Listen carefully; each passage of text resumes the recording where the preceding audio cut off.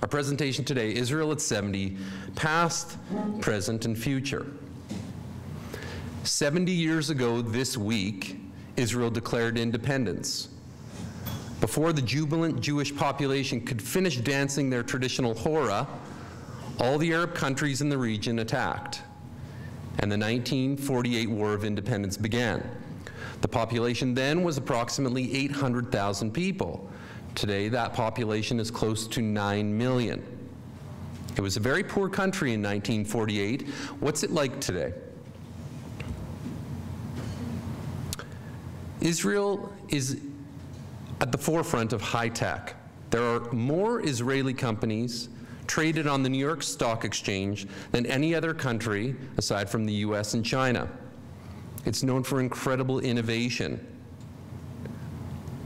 Cell phone technology, pill camera technology, pills that are ingested with cameras that allow you to see the digestive tract, amazing medical technology, medications, etc.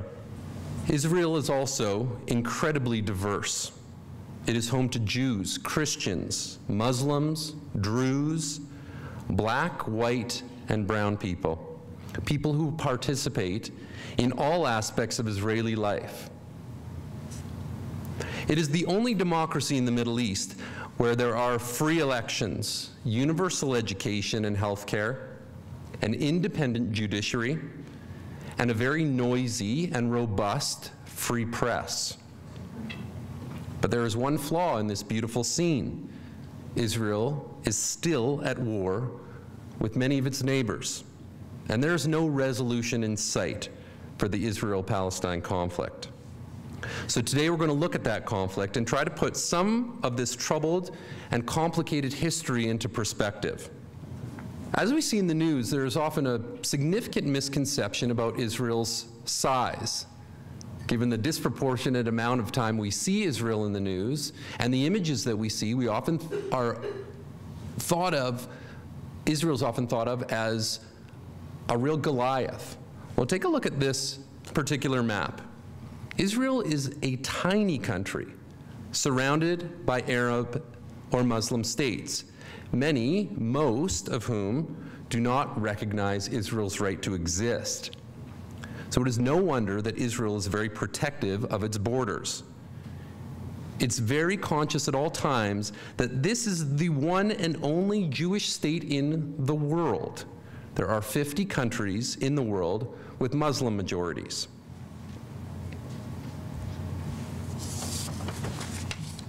The Holy Land, particularly the holy city of Jerusalem, has been very important to the Jewish people throughout history.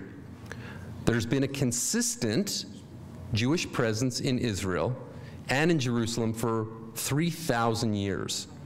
Since the Jewish people were forced to leave and were scattered all over the world, every day Jewish people face Jerusalem 3 times a day for prayer.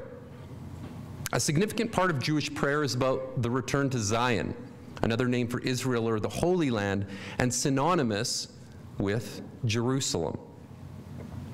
The desire was only a distant dream until the late 1800s, when the Jews, like many other people around the world, started developing nationalist aspirations and actively working for the establishment of a Jewish homeland in Israel. This is Theodor Herzl. In the 1890s, Herzl, a reporter, he was also the founder of modern Zionism. He was an assimilated Jew, not particularly religious. Because of his personal experience with anti-Semitism, he came to the conclusion that the only way the Jewish people would be free of anti-Semitism would be to establish a Jewish homeland. At that time, Jews were discriminated against throughout Europe. To a greater and lesser extent in different places, from restrictions on where they could live, jobs they could hold, to outright violence. It was because of this that Herzl founded the Zionist movement, which lobbied for a Jewish state and which worked to help people move to what was then known as Palestine. Now, it's important to understand that what is meant by Palestine, Palestine at that time did not refer to the country of Palestine with Palestinian people. This was the name, Palestine was the name given by the Romans after conquering the land and crushing Jewish revolts. So, what was happening in Palestine at that time? The country we know as Israel and Palestine was part of the Ottoman Empire from the 1500s to right after the First World War. This mighty empire stretched, as you can see, through Turkey, the Middle East, into North Africa. During the Ottoman period, the Palestinians were a very poor, small population, the majority of whom were Arabs. But there was always a Jewish presence, particularly in Jerusalem.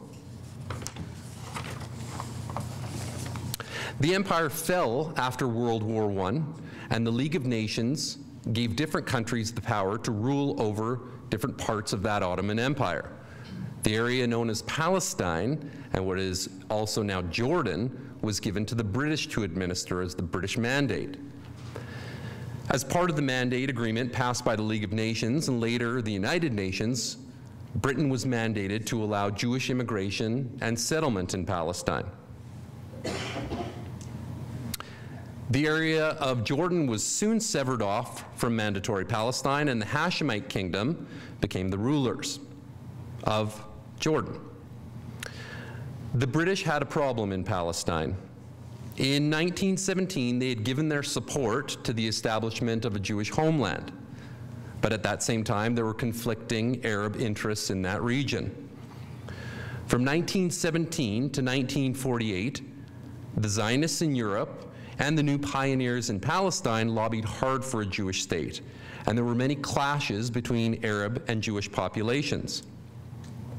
Immigration of Jews, when permitted, was supported by a significant amount of land purchases, legal land purchases by groups like the JNF, the Jewish National Fund.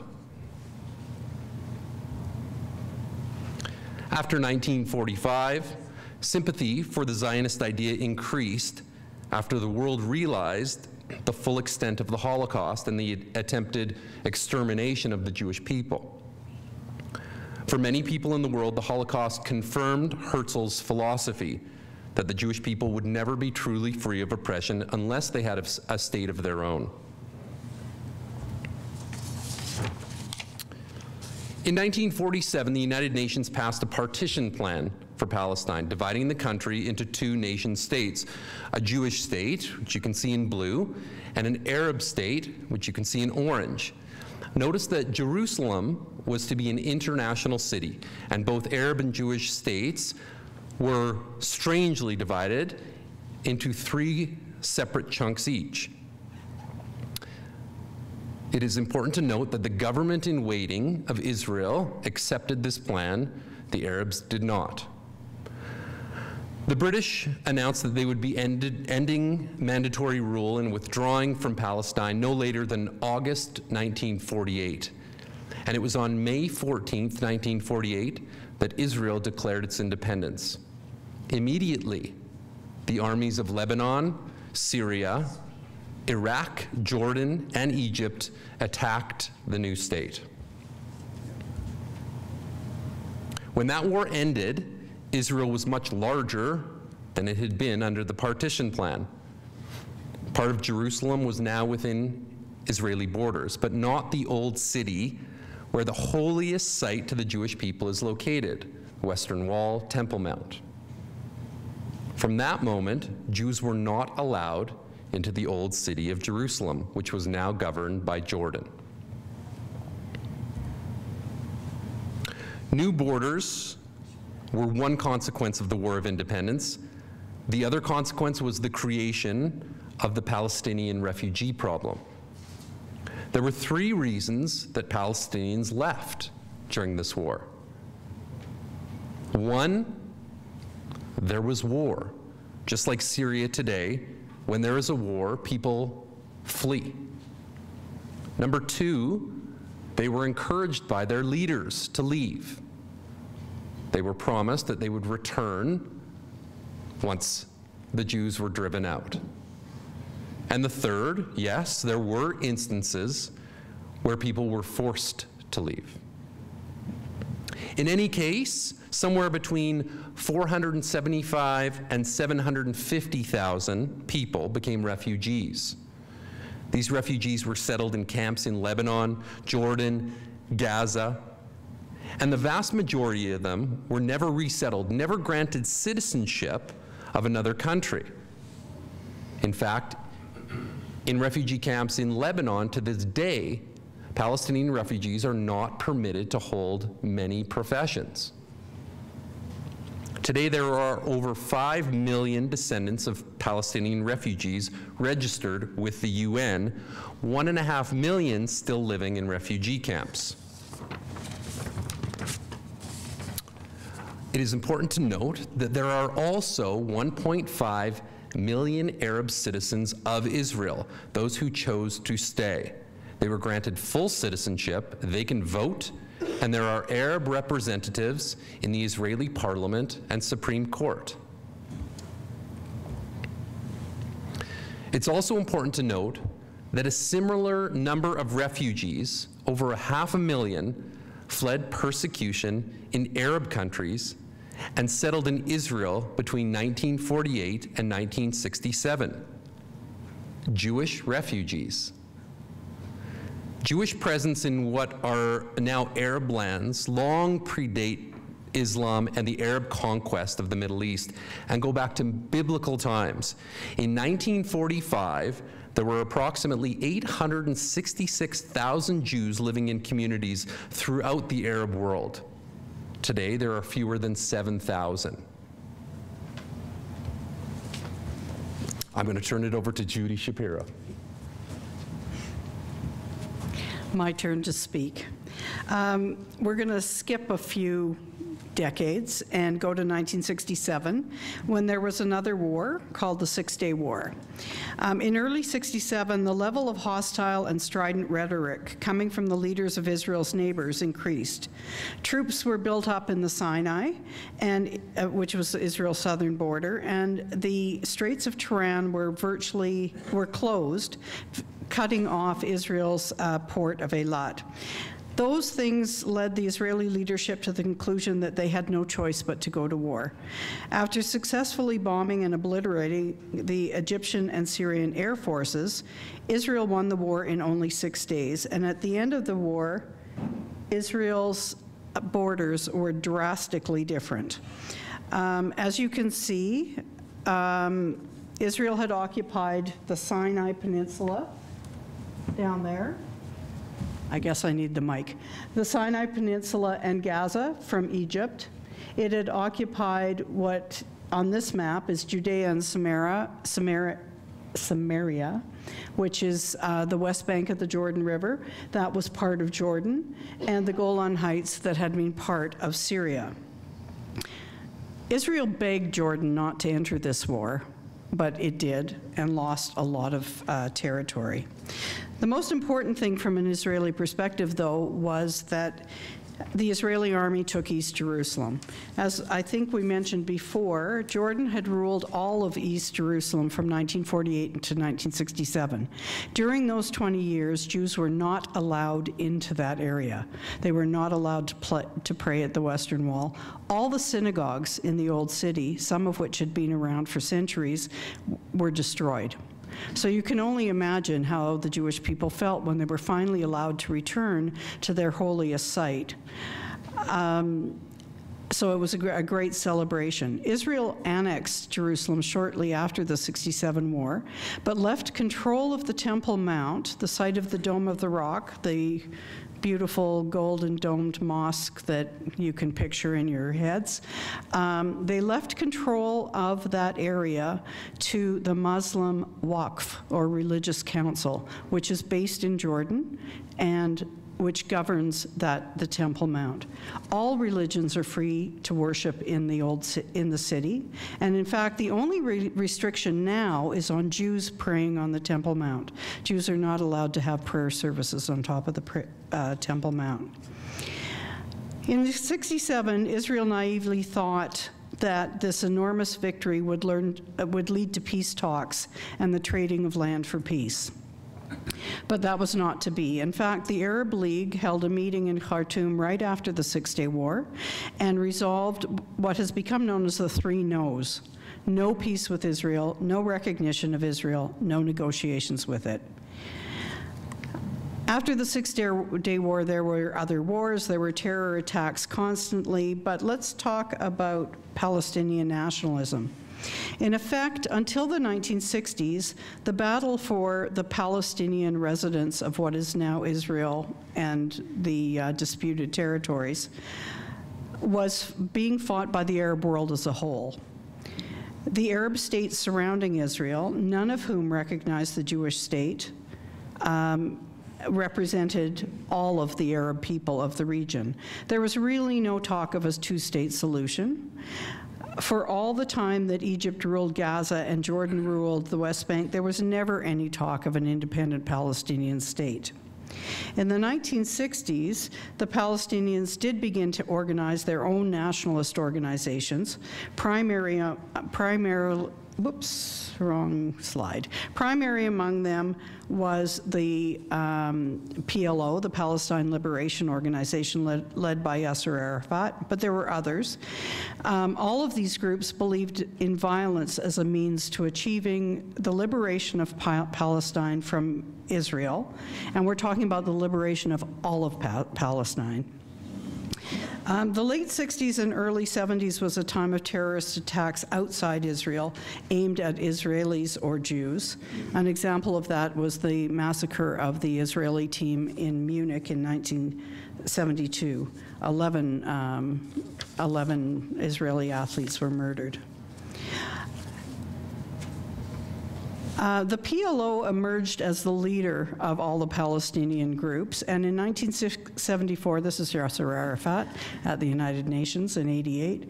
In 1974, it was recognized by all the Arab nations as a sole legitimate representative of the Palestinian people, but the Israelis refused to talk to the PLO until much later because of its terrorist wing, and because the PLO charter, which was written in 1964, calls for the liberation of Palestine through armed struggle. And we're talking, again, all of Palestine. There was no talk of a 2-state solution at that point.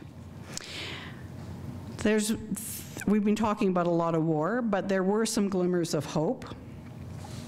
The first came in 1978 when a very, very courageous man, Anwar Sadat, called the Prime Minister of Israel. Sadat was the President of Egypt, called the Prime Minister of Israel, Menachem Begin at the time, and asked if he could come and address the Knesset.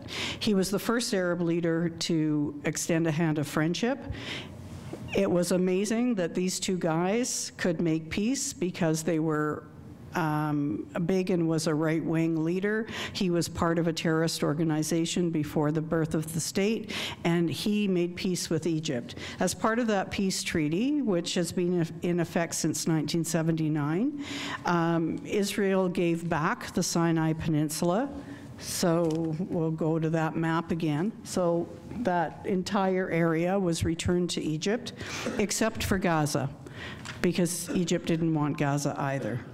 The peace between the 2 countries is quite cool, but it is peace, and there's great cooperation on the Sinai, where ISIS is developing a presence. It wasn't until 1994 that another treaty was signed, this time with Jordan. But there were, okay, so I missed something. Okay, the next thing that happened was the Intifada in the 80s, where the Palestinian youth started revolting against the occupation. That led eventually to what were called the Oslo Peace Accords, named because they were in Oslo. Again, these were true horrible enemies. Rabin and Arafat hated each other, and people say that to get them to take this picture was not easy. But the 2 enemies recognized the The Palestinians recognized Israel's right to exist, and the Israelis recognized the PLO as legitimate authority for the Palestinians. Under the Accords, much of the rule, gradually, of the West Bank and Gaza was handed over to the Palestinian Authority. So to this point, the major civilian populations, 80% of the major civilian populations in the West Bank are under the rule of the Palestinian Authority. From 2007, in 2000 and in 2007, there were efforts to conclude what started in Oslo and create a Palestinian state. And the Israelis, both in 2000 and 2007, offered what they considered to be a very reasonable Palestinian state in 98% of the West Bank. The Israeli suggestion was rejected out of hand with no counter offers from the Palestinians. They received the Israeli offer and walked away with a little of intervention from the states, but still, okay, we got a lot more territory to cover here. Anyway, actually, I'll just turn over to Jeff now.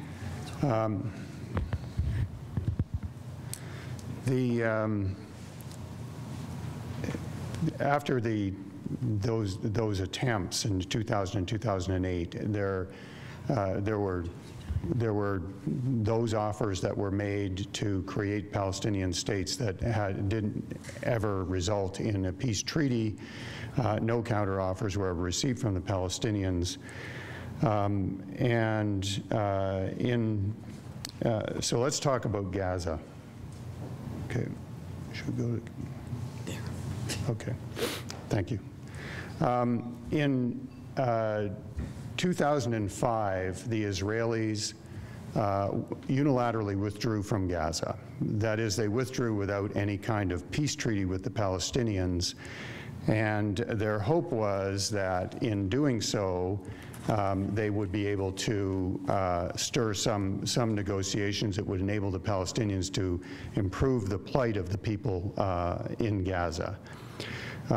It was very traumatic for Israel, and as this slide shows, they removed numerous settlements and 9,000 settlers, some of whom had to be forcibly removed by their own soldiers.